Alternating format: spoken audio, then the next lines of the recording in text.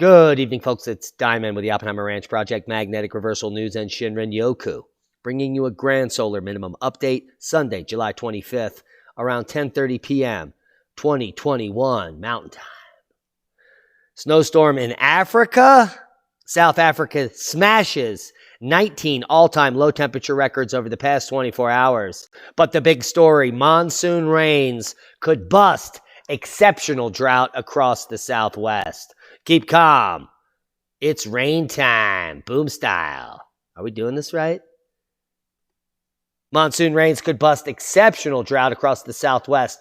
2 weeks ago to the day, I predicted that by the end of July, severe drought in many of the regions would be over, like a plover. But the mainstream was not, backing me up in any way. But today, hey, flash flooding rips through small Utah town Sunday, which was a fun day. Take a look at the waves. Flash flooding is impacting parts of southern Utah, parts of Arizona, parts of New Mexico, parts of Colorado, and on and on. And just to take a look at why you shouldn't be canyoneering if there's clouds out, well, take a look at this. Here it comes. Right under us.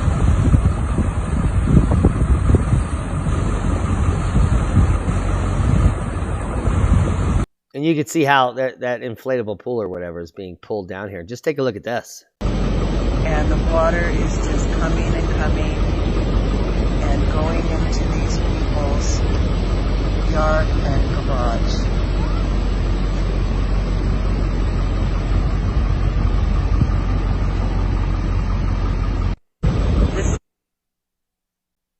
This is the bridge that we crossed just a few minutes ago. And the water is just coming and coming and going into these people's. So they just passed that bridge a few minutes ago, and Leah and I experienced a similar situation when we were in Abiquiu just the other day. There was a torrential flooding. We went up to one of the galleries there, and the guy that was working the gallery, he said it took him an hour to get home, which was 1 mile, because of the arroyo that was flooding. So, and here we have some flash flooding that spatters parts of Arizona currently. And this is apparently New River, Arizona, on Friday, causing major flooding in that region, actually burying some areas in several feet of mud.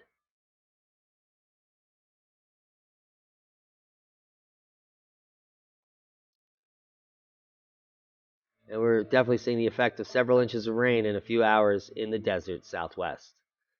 Which is bad news and at the same time good news, because it spells the end of the drought and bumper crops and health to all of our biodiversity and plants.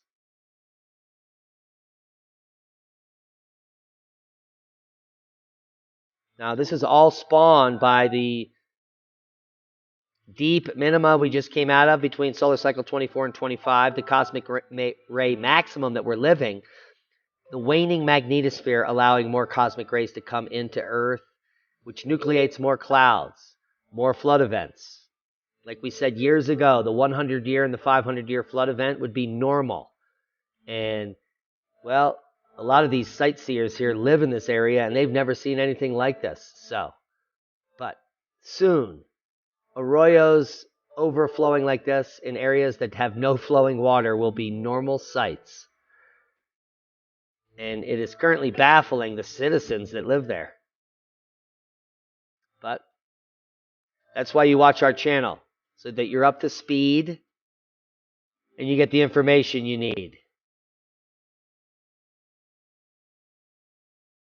And it's looking like, yes, a lot of the extreme drought areas are now extremely moist with flowing rivers in areas that don't have any flowing water.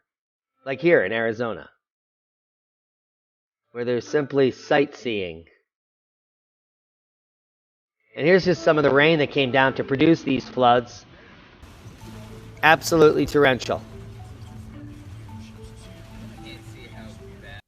So pretty amazing stuff going on there. And let's check out the forecast. More is on the way. Hotter here in the valley after a few days in the 80s. 76 degrees at 6 a.m. tomorrow, 84 at 9. We'll start the 90s around noon and hit 98 around 4 p.m. Now, it will be considerably warmer, but 98 is still several degrees below normal for this time of year. Again, here's the setup. That low pressure system that's been bringing all the action headed out to the west. Our monsoon ridge still lingers out to our east, but for the next couple of days, it looks primarily like the storms will stay confined across east and southeastern Arizona. We'll get this monsoon ridge in a little bit of a better position to bring that moisture in later in the week. And so Thursday and Friday, we could see some scattered showers and thunderstorms back in the valley and perhaps more action as we head into the higher terrains forecast for. Just take a look at that Doppler here. Take a look at the amount of rain in the Four Corners region. It's pretty spectacular, and it's really good news. So that's what we have to look forward to moving forward. More rain, extreme low temperatures in areas that usually see above 105 degrees now. We're talking in the mid-90s for most of southern Arizona, which is a bonus. But the mainstream is not going to report on that for you at all. Man dies in rafting accident on the Arkansas River. After Alien Allen retired from the sport, more deaths still happening in the worst part of the Arkansas River there in the canyon. In fact, this was in Buena Vista. A rafter died Saturday while navigating the treacherous section of the Arkansas River that Alien Allen has been through hundreds of times, I'm sure. And this is the Numbers recreation site, and it was in fact on rapid number 5. Yeah. So, according to rangers responded when they arrived on scene, they learned that a raft flipped in what is known as rapid number 5 in Colorado Parks and Wildlife. It's a commercial rafting company downstream of the incident rescued a non-responsive man from the river. So proper prior planning prevents piss poor performance when you go class 5 rafting and you probably don't know how to swim. California's largest wildfire raises homes as 86 huge blazes burn in the west. 2 fires merging causes some evacuations from homes and loss of some homes in this region, mostly extremely rural with very few homes. But California's biggest wildfire merged with another blaze as it razed homes in a remote region in the state north Sunday. The big picture, the Dixie Fire, which erupted July 4th near the origin of the deadly 2018 Camp Fire in Butte County, is one of 86 large wildfires burning across the U.S. West. Details are in. The monster fire is now burning with the Fly Fire as they merged, which ran into the top of Mount Hugh in the neighboring Plumas County and was expected to back down the mountain to the northeast per CAL FIRE. The blaze razed dozens of homes and other structures as it ripped through the Plumas County community of Indian Falls overnight, according to the Associated Press. Our hearts and prayers go out to the people who lost those homes. The Dixie Fire has burned across almost 191,000 acres in the 2 counties and was 21% contained as of Sunday, so this is not over. Of note, in Utah and California have both sent crews to help firefighter efforts in Montana, where a wildfire wounded 5 firefighters Friday. Say that 5 times fast. Despite the 2 states facing blazes of their own, Australia this week sent a large air tanker to help firefighters in California, where Governor Gavin Newsom is going to be recalled. And he proclaimed a state of emergency, which has nothing to do with his recall. By the numbers, large wildfires were burning across almost 1.5 million acres of the U.S., millions more in Canada as of Sunday, which is pretty normal for summer. Idaho had the most large fires with 23, followed by Montana, Washington State, Washington, and California, just 9. But Idaho is going to be looking at some rain, and so we're going to check on that soon. There is a respite to some of the burning, and that's good news. Bad news, more than 130,000 customers in Michigan left without power after a suspected tornado and severe storms. Heads up top knot. There were 131,888 power outages reported in the state as of 7 a.m. Sunday, according to Power Outage US. Most of the outages were concentrated in the Detroit area of Oakland County. And boom, we'll jump over to Power Outage US, where Michigan is still out hours later. Michigan, 86,993 people still without power. California, Minnesota, Tennessee, Nevada taking up the slack, but hardly anyone out there. Just normal outages. So still some outages in Michigan. Now let's check out the GFS total precipitated water, and you can see, yes, There is water coming in the next week, more to the Four Corners region, more to Wyoming, a little bit into Montana where they need it a lot.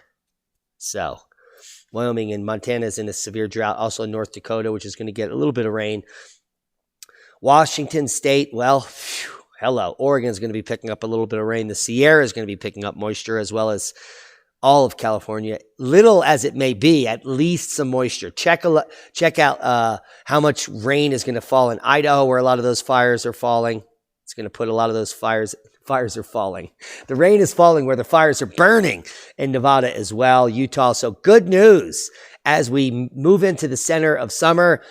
Not the summer of bummer for wildfires for most of the West. They're going to be put out by Mother Nature. Now, flash flood threats persist across the Southwest. However, heat threats in several regions.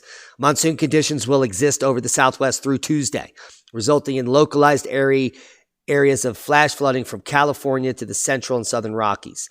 Hot and humid conditions will impact several regions early in the week. Excessive heat warnings are in effect for the Intermontane West, Northern Plains. It's insane. So that must be this heat warning. No, that's in the south. Advisories in the Southern Plains into the Mississippi River Valley. So there they are in the pink. Yes, heat advisory. So down there in the south, where it's always been hot. Hello. Did you just get the memo? Thunderstorms cause flash flooding in London and in many other areas. China's been flooding for weeks. Submerged roads and some train stations. More cosmic ray news. Hello, are you picking it up? Snowstorm in Africa. South Africa smashes an additional 19, count them, all-time records. Yes, those low temperature records over the past 24 hours. Following on from the record-smashing cold that infected southern Africa on Thursday, the South African Weather Service has confirmed a further 19 low temperature records were broken in the past 24 hours alone. The service had warned that the country to brace for the coldest night of the year. However, it turned out to be the coldest night in record history for many locations, with records set 20, 40, and even 60 plus years ago falling by the wayside. So, heads up in South Africa, where it's apparently quite chilly. Seismic update, no quakes of note. The region in Costa Rica we warned about weeks ago having an uptick forever now because it's now slipping, is continuing to slip with some moderate activity here with a 5 magnitude. Largest quake of note was a 5.4, just went off the map in Mexico, but nothing else of substantial territory, thank God. Volcanic crater violently erupts, covering the whole mountain in lava earlier, about a week ago at Fall. Check out the article if you're interested. Now, worldwide volcano news. We have Fuego, Karimsky, Chevaluche, Reventador, Nevado de Ruiz, Suanosima. Taal volcano taken off the list, dropped down back to alert level 2, which is excellent news. So no imminent eruption there, and we're going to keep a close eye on that for you. Chevaluche puffing tonight to 14,000 feet. Now the eruption on Iceland's Reykjanes Peninsula, the Fagradalsfjall volcano. Here's the monthly eruption summary. It's kind of leveling off here as far as the lava area. Lava volume is continuing at a pretty constant rate. Lava discharge dropping down just a little bit to 7.5 cubic meters per second. Geochemistry is shifting back upward to more deep mantle, and the gas release has gone, well, sideways. So pretty standard leveling off of the eruption. Not definitely a down drop, except in discharge. So anything's happening there. Why the mysterious philosophical theory of panpsychism may help Galileo's error? Well, we didn't have time to read the article. We may get into it, but I'll link you below. What would happen if the Earth suddenly stopped spinning? Well, there certainly wouldn't be any YouTube, and we're going to do a video on that on Magnetic Reversal News in the morning, so stay tuned. We'll talk about that paper some other time. Now, rumbling meteor lights up Norway, a bit possibly landing near Oslo. Have you heard? And this was today.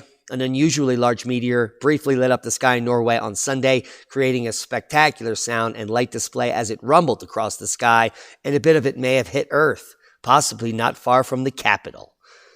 There is no video, just the headline from Reuters. Large study finds COVID-19 is linked to a substantial drop in intelligence worldwide. You don't need to convince me with a paper. Hello. Deadly coral disease is sweeping the Caribbean, and it's not climate change. It's linked to scumbags on Earth. Yes, wastewater from ships are killing the coral, not climate change. And that's good news for Dr. Murrah Hassi and I and our discussions on the Great Barrier Reef. Australia avoids the UNESCO downgrade because we now know that coral is being destroyed from ships, not from climate change. Good news. Well, and that is definitely a boom to knowledge. Proper prior planning prevents piss poor performance. In the dystopian world you live in, we're trying to clear up some of the kinks by giving you a few of the clues. Science is king. Knowledge is power. The most dangerous weapon to a corrupt government is an informed public. And that's what we're here to do. Make you a dangerous weapon. Click on one of the other boxes to gain more knowledge. Subscribe to the channel if you haven't. Be safe. We love you. Thanks to all our one-time donors, our Patreons, the heroes that share this video. We love you. And be safe. And that's a boom. See you soon.